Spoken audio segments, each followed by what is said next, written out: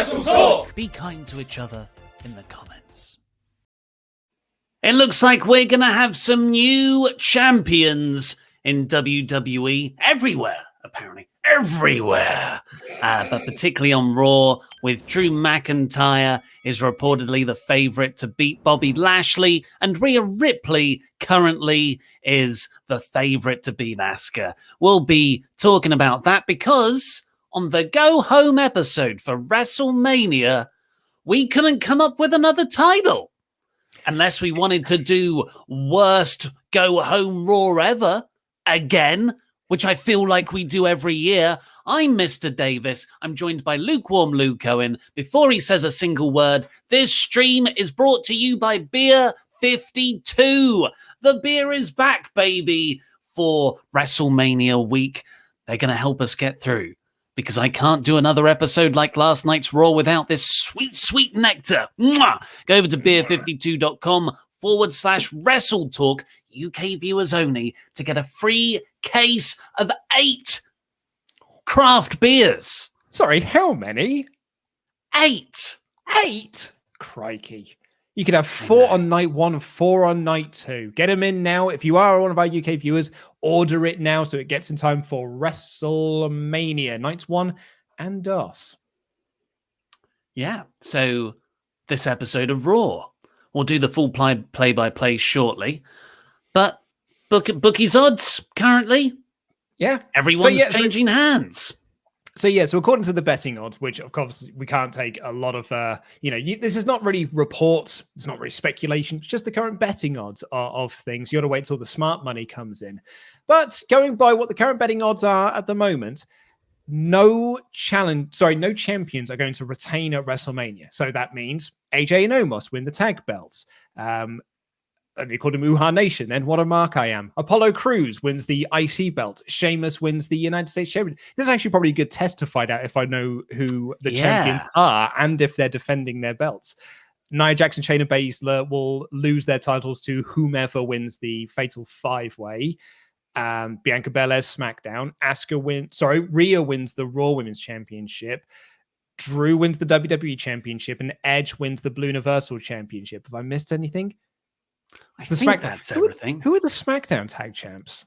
Well, that match is taking place on SmackDown.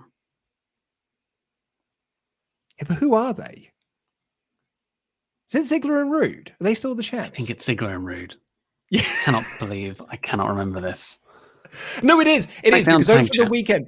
It is over the weekend. There was a news story on WrestleTalk.com that was about Dolph Ziggler said that he thought he was going to be fired after this Raw segment. He thought I was going to lose my job. And I thought to myself, I was like, oh man, like it's a shame because he hasn't really done much recently, has he? And then about an hour later, I thought to myself, oh no, wait, no, he's one half of the tag team champions. I just constantly forget that he is. Yeah, well, there you go. It's been confirmed. Yep. Rude and Ziggler. Look, okay, this is. I am so uninspired by Raw's side of things for WrestleMania. And there's a part of me that's like, well, you know what? It's this bad right now. Like this whole Bobby Lashley era that we were all very excited for after Elimination Chamber and Fastlane has been a dud because it was never about getting Bobby Lashley or the Hurt Business over, which is something we were all very into. It was about getting Drew McIntyre cheered in front of live audiences coming back for the first time in over a year. Also a worthy venture because we love Drew and we want him to be cheered. But I think in this moment, go with the momentum, make a bigger star out of Bobby. So, but like that's past now. The Hurt Business aren't a thing. Baron Corbin, King Corbin's with them. So you know what? Give the belt to Drew, give the belt to Rhea Ripley, because I'm so uninspired by the current pre-WrestleMania product. Sure, why not change the titles? But that's not what WrestleMania is meant to be about. It's meant to be about, I'm behind the challengers. I can't wait to see them overthrow, enter Big Evil, heel champion here. Yeah, I mean the Raw Women's Championship in particular, like it's a proper uninspiring like situation we find ourselves in, because the plan was Charlotte versus Asuka, then that got changed to Charlotte versus Lacey, then that got changed back to Charlotte versus Asuka, then that got changed to Charlotte versus Rhea versus Asuka, and then that's now just been changed to. So like as Sean put it on Fightful when he was talking about this wasn't Plan B, this wasn't Plan C. It was Plan D. It was Plan D or E that we're on for the Raw Women's Championship in all of this. And really, it's all depending on the fact that Charlotte isn't around. So they didn't really know what else to do. So if Charlotte's not there, we don't know what else to do with what we're going to do with the belt. So we've had this now, a 2-week feud for WrestleMania, a 2-week feud between Asuka and Rhea Ripley. Going by this show, I would not have thought that WrestleMania was coming this Sunday and like they're fighting for the title this Sunday. Because last week it was just a contract signing, and then this week, how can they possibly coexist? So we had to try and do, I don't know what, like a month's worth of story in 2 weeks, and it did not. Like, no one cares. There's no momentum behind Rhea Ripley because there was no plans to debut her yet. She was meant to debut after WrestleMania. So this is just thrown together plans at the last minute. And the Drew one really annoys me, actually, because this should be like a really awesome moment, right? This should be Drew McIntyre getting back that WWE Championship. Granted, it's the 3rd time he will be the WWE Champion, because we had that Randy Orton thing last year. But like they just decided, oh no, Bobby's too cool. Bobby's getting too over with the Hurt Business. So we better cut the legs out from under that in case he gets over enough that people might get into him. And we want people to just be into this other guy instead, as opposed to maybe being into both of them. And what we ended up with is, as you quite rightly put in your Raw review today, a proper mid-card feud now. Like, this doesn't feel like the main event of WrestleMania. This feels like a mid-card feud from a couple of years ago. Should we just briefly go through the angles, the big go-home WrestleMania angles to build these 2 big title changes?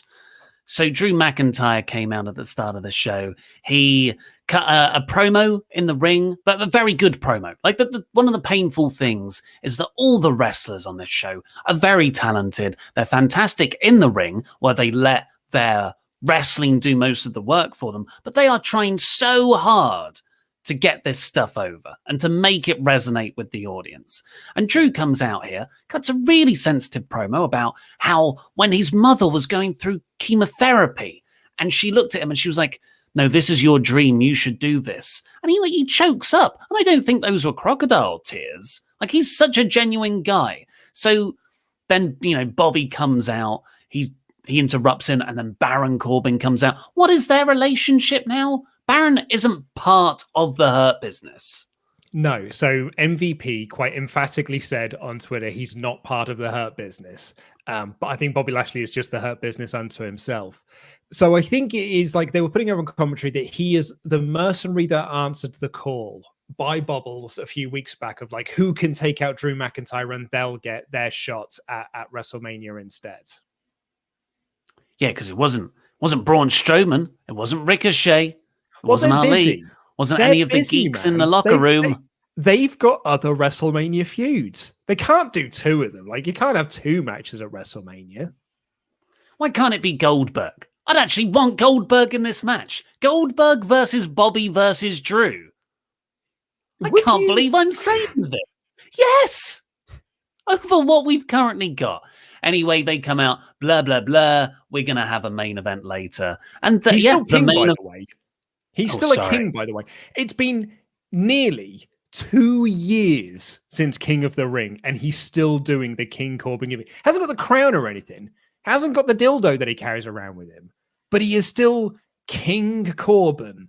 Okay, I'm going to steal this from Denise Salcedo, but I completely agree with it. He's the Reginald of the men's division. Oh, that's unfair. Why is that unfair? Reginald absolutely should be nowhere near the women's division, but he is. Like in the women's tag title picture, but he is. Baron Corbin should not be near this WWE title picture, but he is. He's the Reginald of the men's division. I suppose so. But the main event of this episode, the go-home show for WrestleMania, the last thing that Raw's going to have. SmackDown's pre-taped, by the way. this Friday. I didn't know that. I thought it would be live, but everything's reportedly in the can for that. Bobby's watching on from a stupid angle at backstage. MVP's on commentary. Drew and Baron actually have, I thought, a pretty good match. Like this is amongst the best matches Corbin's going to have, up there with that Chad Gable King of the Ring series of matches they had too. But despite that, MVP passes Corbin the cane. It's gotta be Kane. It was like a walking stick cane.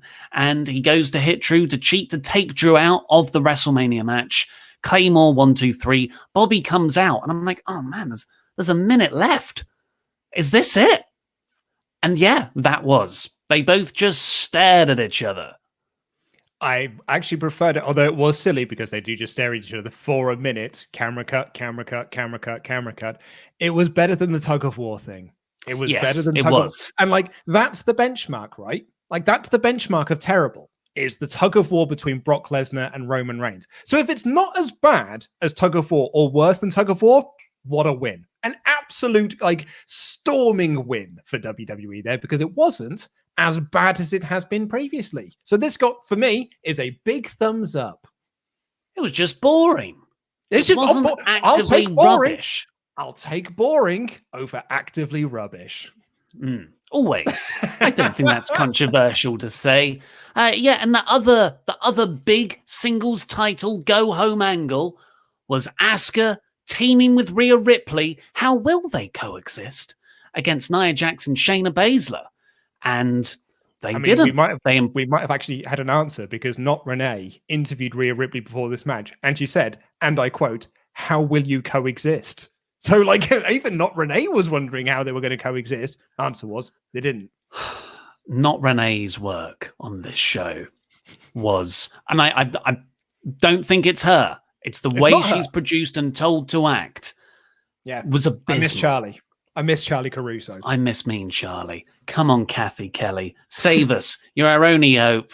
But yeah, Asuka and Rhea Ripley teamed together against Jackson Baszler, and they sort of didn't cooperate from the offset. Asuka got a hot tag after Ripley was worked over. Rhea Ripley laid out Asuka outside, threw her back in. Shayna got the pin to win. So I thought, like, oh, Ripley was worked over for the majority. Asuka took the pin. This is how you build the singles match. Yeah, by having the tag champions pin the women's champion. And she's not facing Asuka for the belts on Sunday. Asuka got pinned again, by the way. Asuka got pinned again. Asuka is what Asuka and the Raw Women's title is what Shelton Benjamin and Cedric Alexander were to the Hurt Business in Vince McMahon's eyes. We all love the idea of it. We're all behind it. I think everyone is. But he's just looking at his watch, waiting for the moment he can switch it onto something he wants to do. This was... And the other thing was, last week, the Thunderdome audience, which are controlled by WWE, definitely cheered Ripley. But here, she was a heel. So she turned heel 2 weeks into her debut? Yeah, because I think the report was that she was going to debut as a heel. And then, so they debuted her. Well, then debut as a heel. Well, yeah, I know, but plans changed. We're on plan E at the moment, so your plans had to change. And the story that they have told is that she came in as a babyface and then turned heel on Asuka. Why not just have a debut turning heel on Asuka? Well, because where's the story, Ollie? I'm going to Pritchard this right now. Where's the story, Ollie? She felt shortchanged by her loss last year to Charlotte. This is WrestleMania season. This is where she comes up. She wants to wipe the slate clean from her loss at WrestleMania 36. And I'm going to do it, and I don't care. And I don't care how I'm going to do it. I'm going to do it my way this time. Have her write Charlotte off TV. Dude, do you know who came second in the Royal Rumble? It was Rhea Ripley. Rhea Ripley literally was the runner-up of the Royal Rumble. She was like the Iron Woman. She had like an amazing performance in the Royal Rumble where she was like eliminating people left, right, and center. There is an emotional crux that they possibly could have used. They've never mentioned that. never mention the fact, which then raised the question, well, what was the point of the Rumble then? What was the point of giving her that big run in the Rumble if you were going to do literally nothing to capitalize on it? Heat for the marks. That'll shut them up. Shut them up if we give them a little win there. So yeah, those are the two big singles matches. Just so what championships might change hands. The tag team championships, they got a 3-minute match, and The Fiend and Bliss versus Randy Orton, probably the other most high-profile feud on Raw, got a video package. Yeah, and Sheamus versus Riddle, which has also just been thrown together at the last minute, got a bit of an angle. This show, by the way, I wrote in my notes here, is going to have a terrible third-hour viewership. Terrible third hour. Like, no one's sticking around for Drew versus Corbin. Like, it's going to have a dreadful brings third in hour. The views. Well, let's see what our wonderful viewers thought about this episode. And remember, get your Hyperchats into WrestleTalk.com/support. We'll read out every single one of them before the end of the show. Anthony Velasquez. I'm sure WrestleMania will be a good pay-per-view, but this build to Mania this year has been awful. Also, really bad episode of Raw or the Go Home show. Just shows how lazy the creative process is in WWE. Yeah, I mean, one of the things we've always said about the WWE, though, is when the build has been terrible, the shows are usually really good. So there's every chance this could be an amazing WrestleMania. And actually, it probably will be a really good WrestleMania. The Portuguese, Mr. Davis. Hola. This episode was just meh. For a go, I think it was more than meh. I think it was 3 hours of tedium. For a go-home episode, expected a lot more. Luke? Yes, mate? This company... This is the worst build to a WrestleMania I've ever witnessed. However, I'm going to watch it because I love you guys, especially Mr. Davis. Thank you, Portuguese me. Matt Field. I usually try to watch Raw so I can at least understand what you guys are talking about in news/life review. But this week, I just could not be asked. Doesn't that say something about how bad the build for Mania has been? Can't wait to see a bold Mr. Davis. Mm-hmm. Oh, he's going to be so bold all over. Bold. It's written bold here. He wants me to win. I'm coming for all of you. All of you. Do you think this is one of the worst WrestleMania builds? Because I don't think you can give... You got to discount last year. Because last year, but that was like plans changing very much at the last minute and everyone was just sort of scrambling. It'll be a fascinating documentary in years to come. I don't know, though. Is this one of the worst builds? Like, it feels... It's lackluster. I will certainly say that. And Raw has been really bad this year. Really, really bad this year. Unwatchably bad at times. But I think a lot of it is lackluster more than anything. And it's frustrating because it feels that I think nothing matters. It doesn't feel like anything matters on the show. So yeah, maybe from that side, maybe it is. Most one of the worst. Brian Gallagher. I wanted to watch wrestling last night, but can't bring myself to watch Raw anymore, so I watched New Japan Sakura Genesis instead. I think I found my new Monday Night Wrestling fix. Well, they're not going to be putting on a pay-per-view every Sunday night, but maybe Dark Elevation could do that for you. Dave Donaldson, another boring Raw. Does WWE overly rely on their excellent video editing team to make their feuds make sense at the pay-per-view? Yes, they do. I'm looking forward to WrestleMania, but not through anything WWE has showed me. They have the best women's division, but you wouldn't know it watching TV. Oh, isn't that the truth? And by the way, he's right about the video department, because I'm actually kind of I was into the Fiend Randy Orton video package. I was like, oh, this is a cool feud. Bacon Rasher. Hi, lads. Another good episode of Dark Elevation this week. Sorry you had to watch a terrible Raw again. I record it every week, see a review and delete. I'm booked off work for Mania. I'm most looking forward to your watch-alongs to get me through it. Jam that jam. Thank you, Bacon Rasher. Nate S. OMG, I forgot all about the tug of war until the news today. Facepalm emoji. What's something you're always surprised to hear, remember about actually happening as part of an angle? Deborah being The Rock's manager. I was going to say that, in their feud with Stone Cold. Yeah, the WrestleMania X7 main event, thought by men to be one of the greatest WrestleMania, the greatest end to one of the greatest WrestleMania of all time. And the bit that everyone forgets is oh yeah, there was that 2-week period where Deborah was The Rock's manager, and it made no sense. And it was not needed. I tell you what, for bonus points, go back and watch Becky Lynch versus Ronda Rousey versus Charlotte Flair's feud. There's a lot of stuff that happens. Becky got suspended for no reason, arrested. Charlotte Flair was added. There was the river dance handcuff fight. Oh, yeah. It was a bonkers funeral. Becky Lynch apologized. The Jam won. Ball Dolly. That's not the right name. This was such a boring Raw. I actually fell asleep halfway through it. Can't wait to see Ball Dolly, though. He'd be like bandana wearing Vince during ECW. Just if this is your first time hearing about this, my hair is on the line this Sunday on night 2 of WrestleJamia, our WrestleMania live reaction show against Luke. But it's our predictions tomorrow. And I've got jam in this hair. A hair full of plans. He's got plans? What do you mean you got plans?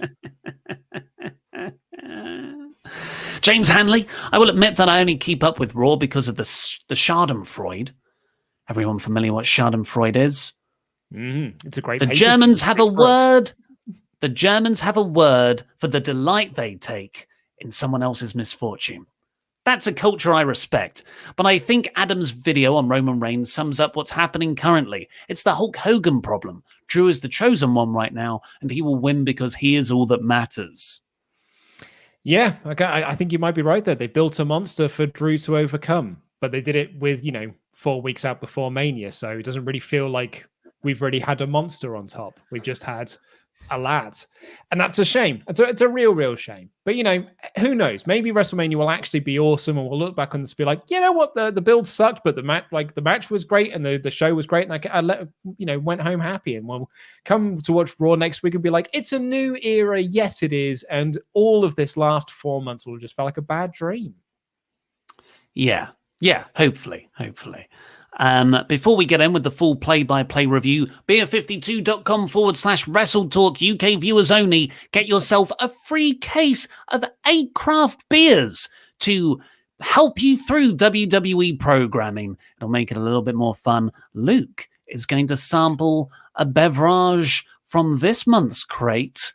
It's a Cedric IPA. So let's have a little.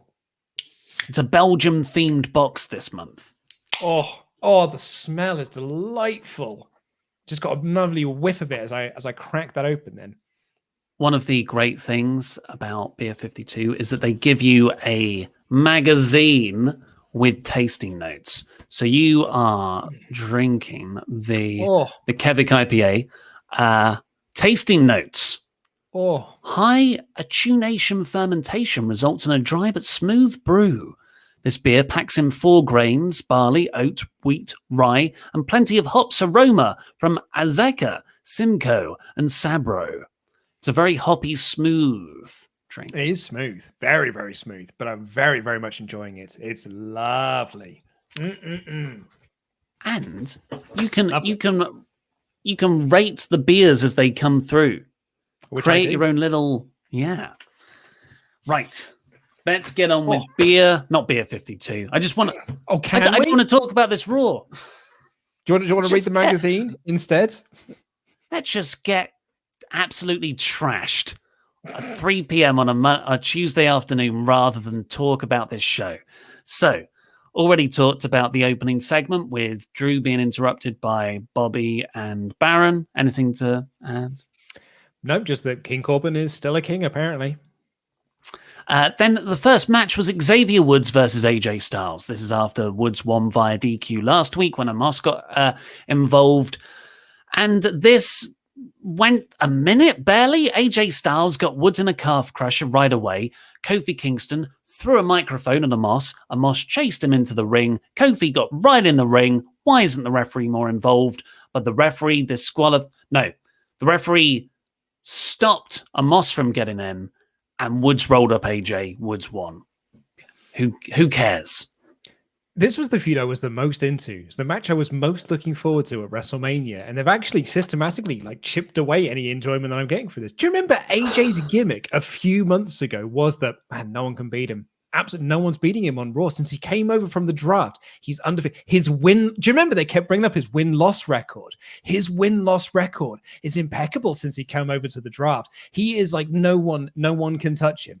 He feels like he's been beaten the last 3 weeks by the New Day, and probably because they're winning the tag belts this Sunday. So you can just keep beating them because it doesn't matter at the end of the day. They'll just win the belts. And you, because you're idiots, will forget that he just kept getting beaten by the New Day. He's got the belt now. You're all idiots. Just forget about it. Just to clarify, because Luke is meant to be the babyface here, he's saying what WWE think you are. Oh yes, not what Luke thinks you are. No, he thinks we're all. He thinks we're idiots. Yeah, came across personal. Oh, so I do apologize. Yeah, as because I was getting into I was getting into character. I was trying to be like the embodiment of WWE. And before that, Matt Riddle did a promo on marijuana. Pretty much. If you had told me that this was the same promo segment he'd done the week before with the New Day, which in itself was the same promo segment he'd done with the New Day the week before that, I would have believed you. At least he remembered his lines. After that, we got Braun Strowman coming down to the ring. Whoa. Don't skip over the most important part of this show. Bad Bunny's car arrived. It's integral to the feud. Yeah. 1 week out. First time I've seen this car. It's a Bugatti. It's a $3 million Bugatti. A car's that much? Apparently $3 million? Apparently this one I guess a JPEG can be $69 million, so screw it. Yeah, a car can be worth $3. Braun Strowman came out to a steel cage around the ring. And I thought, oh my God, are they doing a steel cage handicap match? No, it was just for sort of to set the scene for the go home promo. And Braun just cut the promo that WWE have given every other big man monster that they've tried to turn into a relatable babyface over the last 20 years. Vince McMahon will always tell you he can book a big man. He can't. He really, really can't. Not as a heel, not as a babyface. And this is his one trick for a babyface. Braun says, I've been bullied all my life because people say I'm stupid, and now I'm going to get revenge for all the people who were bullied by taking on Shane McMahon and beating him up this weekend. I'm like, what? Braun never turned face. The Braun that sticks in my mind is the one that headbutted Adam Pearce like a bully for no reason in November, and the one who admitted killing kids. Remember that time when he just tipped a treehouse over? Yep. And like also, Shane never turned heel. Like, because Shane came back as a babyface, and then just 1 week later was a heel. And they've never given a reason as to what. Like, why is Shane McMahon now this character?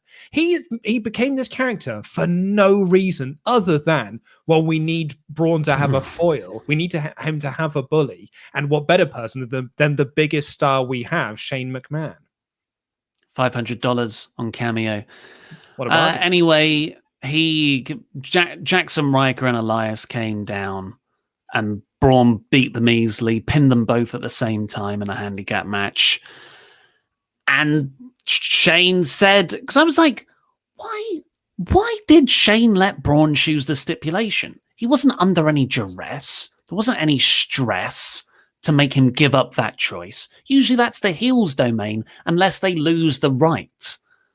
And Shane got on the mic afterwards and said, you picked a good stipulation with a steel cage because that was a test to see how smart you really are. This makes no sense. Nobody's motivation makes sense. What is this for you? He said, you picked a steel cage match, which favors you. I was like, yeah, it does. You're not acting like it does. But then he's got this line where he's like, you may be a man, but I'm a McMahon. And McMahons always win. I've got a trick up my sleeve. So I'd imagined that Riker and Elias will get involved at WrestleMania. And that's Shane's big plan, maybe? I don't know. But do you know what? At the end of the day, I also don't care. So yeah. I couldn't care less. Honestly, couldn't care less. Oh, but what about the Bugatti? The Bugatti I did care a lot about because it cost $3 million. And so to me, as a person, that means something because it costs It cost an amount of money that I will never see in my life. So I really care about this car and the status of it and whatever happens to it. I don't know about, do you also feel the same way about this car? I don't know. Maybe it's something in me when I see a person, a man usually wearing sunglasses, getting out of a sports car. I usually think, well, they're a prick. I think that's a pretty natural reaction. Oh, I don't know. Oh, no, I see those people. I was like, how relatable. Just how relatable that person is. It's like me. It's aspirational, is what it is. I could be like that if I just got lucky enough. If I just had the talent, I could be that person. So yeah, Bad Bunny gets out of the car, and I just thought, sure. And then Miz and Morrison vandalized the car with really weak-looking paint. Oh, they did not do a good job on this, did they? this was working paint. This is not shoot paint. You blow on this and it will disappear.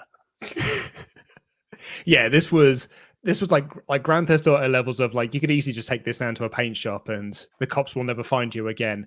It could easily come up, and they painted like hey hop on it, and then they attacked him. And like the downside to this is you also had to get Bad Bunny in there to act, and like he can cut a promo, he can do a rap, but acting is not in his wheelhouse. And the acting portion was not good, but then the beatdown was actually pretty good, and then the promo he got later was pretty great. Yeah, it was actually. The car. To make this work in any serious way, smash a windscreen like that, and that's the base level. But like, would you say that cars are integral to the Bad Bunny character? Like, given Bad Bunny that we've seen on TV, would you say that cars are the essential, like that's the linchpin of his character's success? No, but they haven't given me a character. Damian Priest and sunglasses. That's all I know about Bad Bunny. The 24. Yeah. If he had the 24/7 title still, and they made him lose it, that would be much better. Oh, he can't lose it now. He handed it over to R-Truth, who hasn't been seen on TV since. But anyway, yeah, Miz and Morrison, I think, attacked them. The camera work was too awful for me to tell, but I'm pretty sure that Miz and Morrison attacked him.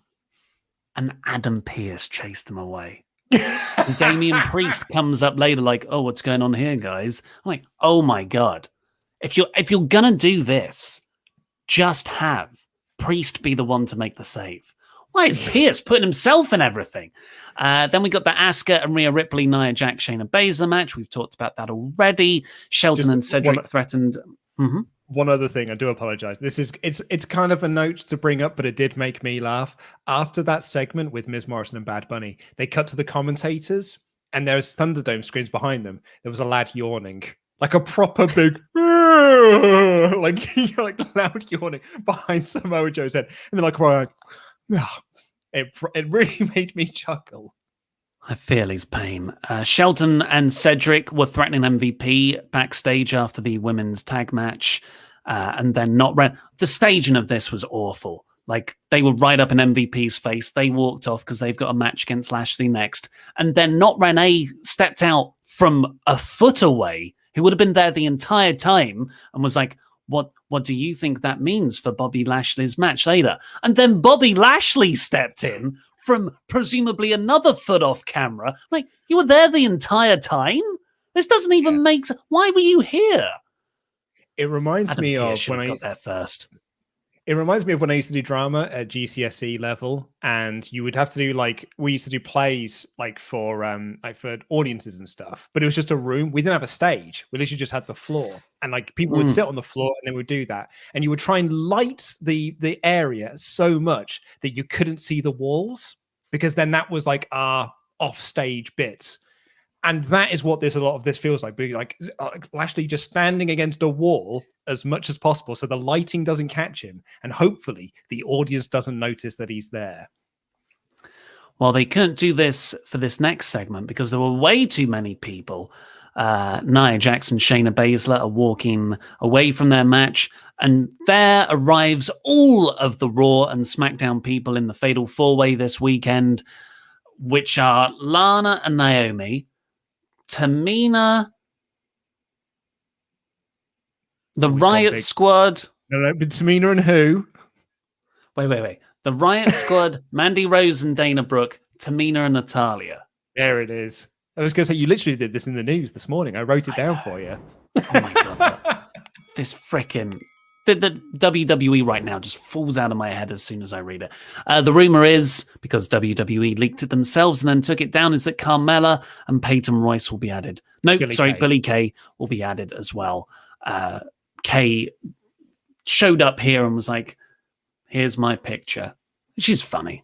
You know. It is funny. She's great. But yeah, it's hard to care about this, particularly because, as I mentioned a couple of weeks as I mentioned a couple of weeks ago, Nia Jax and Shayna Baszler have been beating Mandy Rose and Dana Brooke since October.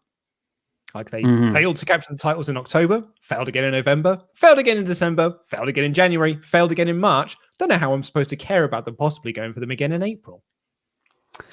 Then we got Lashley versus Cedric Alexander. Cedric didn't even get an entrance. Shelton jumped Bobby a load before the bell. The referee somehow nodded for a match being called off. So the match goes on. Bobby dominates 95% of it. But Cedric does get a pretty cool comeback for like 45 seconds. I can only assume that's because Lashley likes him. And I think everyone in this feels bad for Shelton and Cedric because they deserve so much better. And they were a part of the Hurt Business. Yeah, it really was. I don't know if you want to quickly leave and come back because your internet is starting to crap out a little bit. But I will just say my piece on this. Yeah, like it was. So, I mean, it's hardly like a report. It's hardly like because they've not been keeping it very secret. There he is. He's back again. Shelton Benjamin was like proper annoyed about this on Twitter. And the report is that they didn't want to break up the Hurt Business as a group. Like they thought that they were better together, but Vince McMahon made the call and they were trying to convince McMahon not to break the team up, but it already made his mind up. So they got broken up. And I think that, yeah, I agree with you. I think that like Lashley and MVP just really feel bad for them in all this. I feel bad for them in all of this. And we'll get to Ali in a minute as well, because I proper feel bad for him at the moment.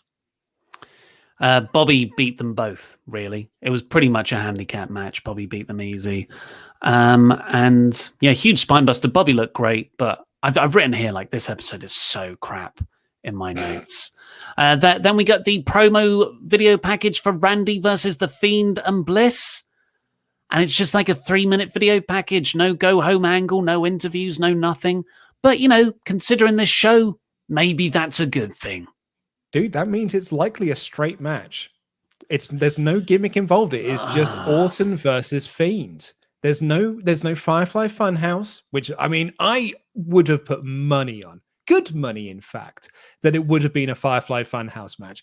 But yeah, it looks like it's just a straight up match. I think the reason being is because they want to do a Fiend entrance in front of fans. You reckon? Oh, yeah, I mean, I suppose that makes sense. Yeah, that makes sense. Do a big entrance. First time fans are back live in the arena. But maybe it will become a cinematic match following that. I can only hope. Bad Bunny then came down with Damian Priest into the ring. He cut a good promo.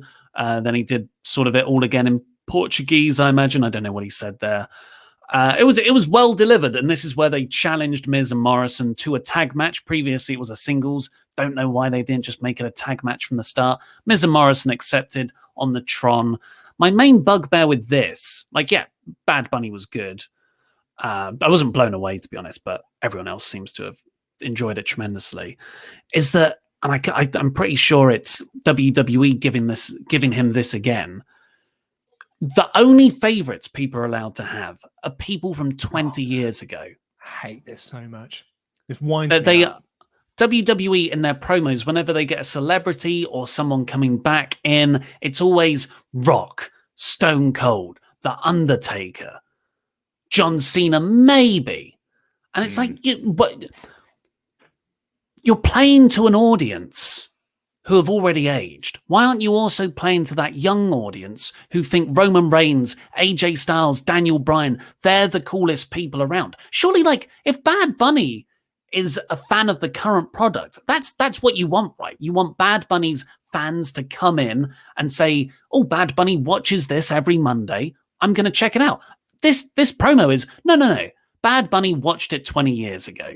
And he watches it now, but it's nowhere near as good. He still remembers the fun times. So you got to put over your current roster more.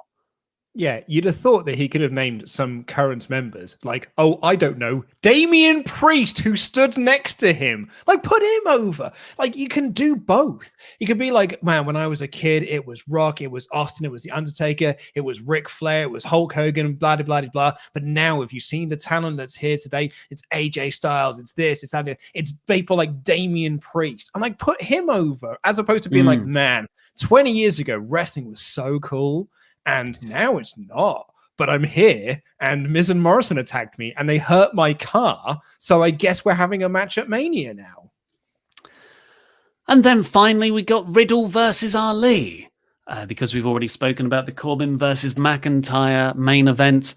Sheamus spoke to Ali backstage. They're trying to team up against Riddle, but Riddle just scoots through them on his scooter. Sheamus was out on commentary for the actual match. Really decent match. Riddle is amazing. Ali is amazing. Sheamus is on the best run of his career right now. Really good action back and forth like this. There was a really nice... Riddle just hooked the leg for a pin, and Ali somehow turned that into almost a triangle choke. But Riddle won with Bro Derek, and right back to the crappy comedy. Yeah. What do you make of his new entrance? I know a lot of people are talking about it. They debuted it last week with the butterflies coming out of his feet. Is it butterflies or is it birds? I mean, well, either way, birds or butterflies. How do you feel about it? So this is augmented reality. When he kicks off his flip-flops, everyone goes... All the birds fly out of the graphics on screen. Surely. Yeah, I think it's ridiculous. Surely it should be scooters, right? Because that's his character, is that he rides a scooter. So, like, loads of scooters should fly out of his feet in augmented reality. Like, what a bird. Because what have birds got to do with the Riddle character? I suppose they get high. Yeah, I suppose they are. They do fly high in the sky. Other thing to make note on the Bad Bunny thing as well, because you asked why it wasn't a tag match initially. The report is Priest and Morrison were injured. So the plan B was to make it a singles match, but I guess both of them have been cleared now, so they've gone back to it being a tag match. Well, that's good. That's good. Yeah. But you wanted to say something about Ali. I just feel bad for Ali. So the report a couple of weeks ago, while you were off, was that Ali had been told, like, he's injured at the moment. He's dealing with an injury. But he was told that if you can work through the injury, we're going to have a big storyline for Retribution going into WrestleMania. And then we'll do the big breakup of Retribution at WrestleMania. And that's it. So if you could just work through your injury, that'd be really great for us. And then they instead did the breakup on the pre-show of Fastlane, and absolutely no one has remembered it. And everyone has forgotten about it. And then Ali has been doing interviews recently where he has said that it was an interview with the Metro where he said that he thought it was going to be him versus Kofi Kingston at WrestleMania, because that's the story that WWE were telling, which was that, like, Retribution had targeted New Day because of Kofi Kingston stealing his spots a couple of years ago, leading in Kofi Mania. So the story was there. So I'm putting pieces together here based on that report and based on Ali's own words here, that he had been told, we're going to do a big storyline between you and Kofi Kingston at WrestleMania. That'll be the big blow-off match. You'll get your WrestleMania moments, and then we'll break up Retribution. And then they thought, actually, we don't really care about Retribution or you. So we're just going to break you up on Fastlane and never mention the group again. And then Ali posted up on Twitter, and this is where I started to feel really bad for him. Posted up on Twitter being like, and it's all my fault. I'm like, but is it though? Is it your fault?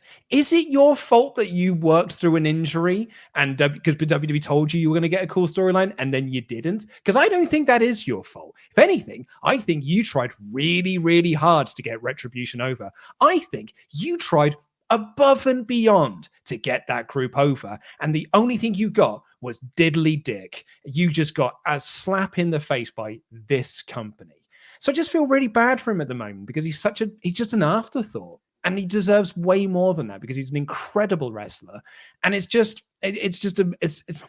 company doesn't care about some members of the talent. And I think that sucks. Yeah, I think people like that are essentially in an abusive relationship with their employer. And with those sorts of environments, you blame yourself after a while, even though it's nothing to do with you. Yeah, utterly depressing. An utterly depressing experience watching WWE right now. This was a terrible episode of Raw. I gave it a 1 out of 5 on my rating. It wasn't as bad as last week in terms of like it didn't do anything like break up the Hurt Business or bring Baron Corbin over. But it was just, this is the WrestleMania Go Home show. And it was this lackluster. Back-to-back 1 out of 5s. 2 weeks out from Mania. Unforgivable.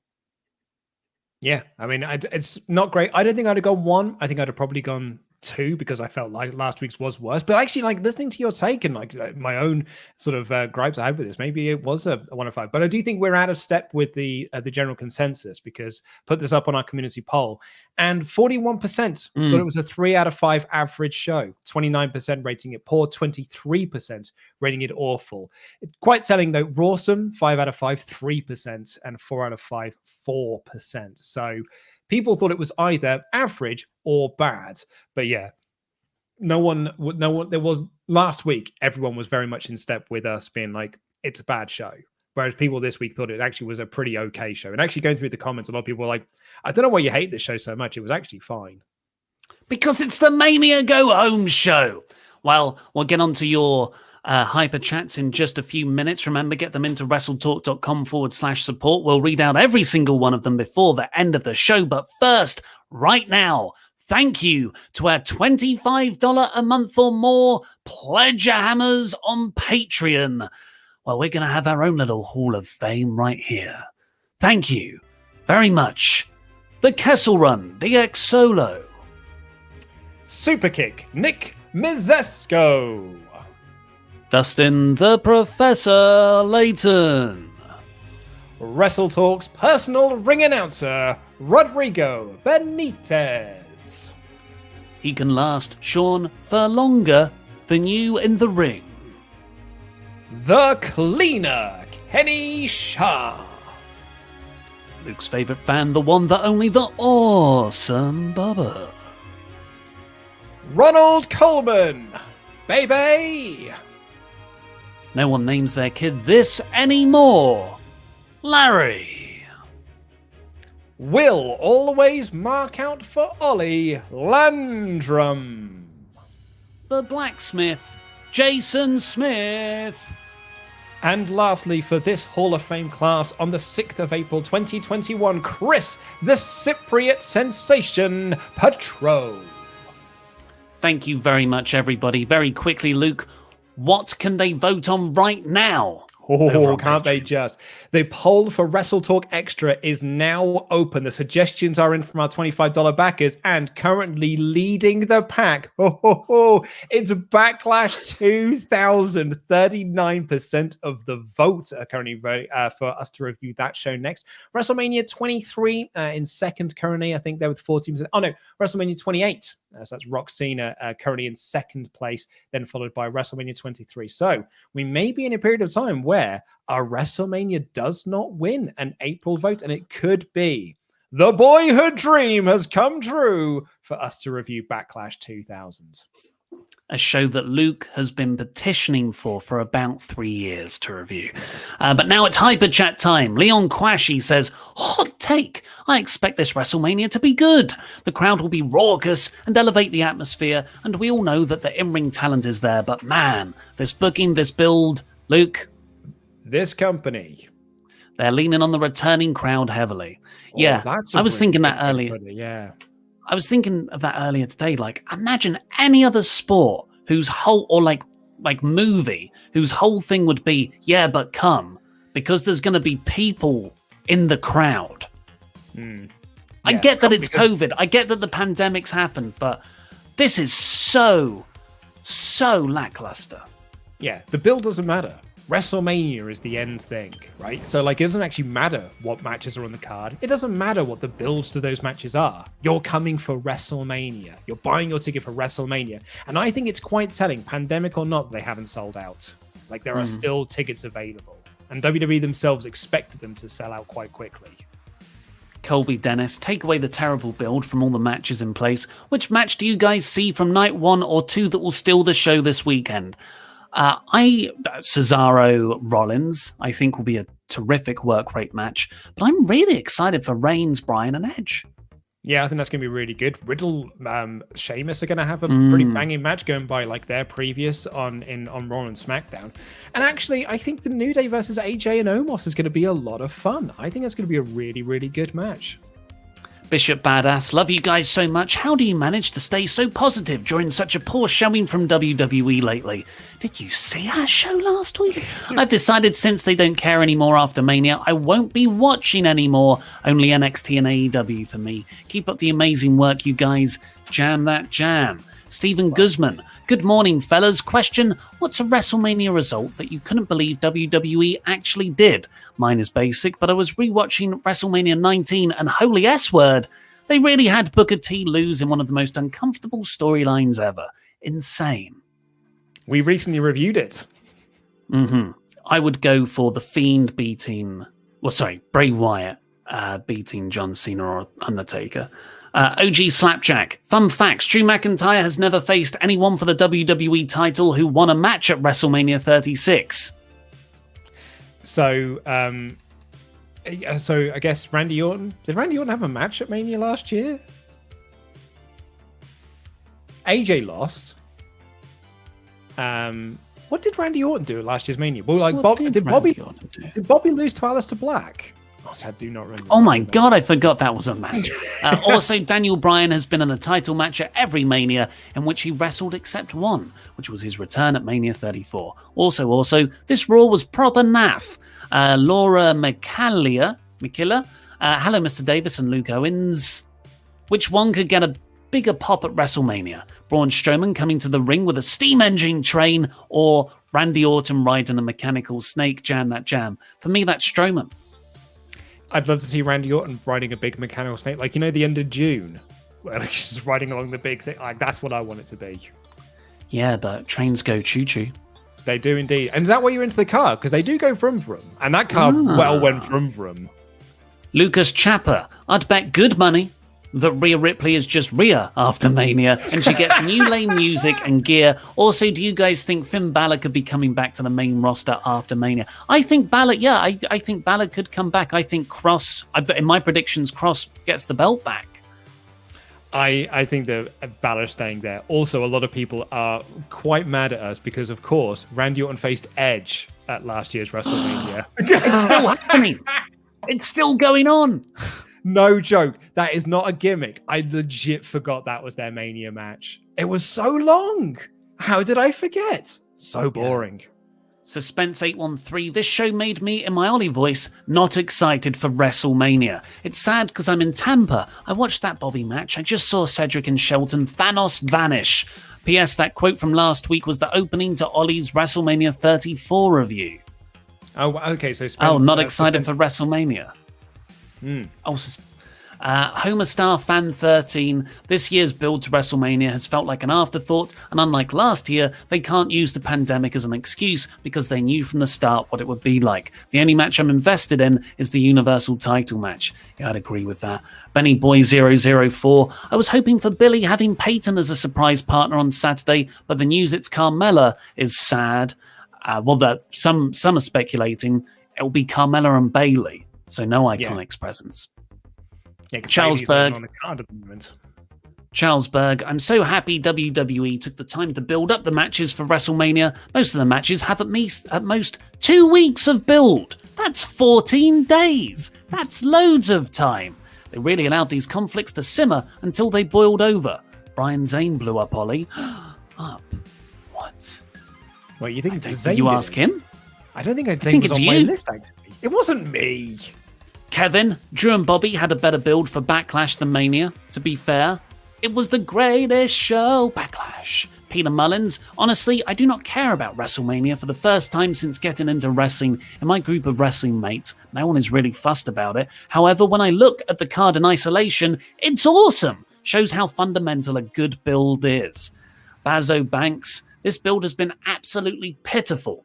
what on paper looks like a possible top 3 Mania has the build of a frickin' Backlash card. This does not... Whoa, less of this backlash.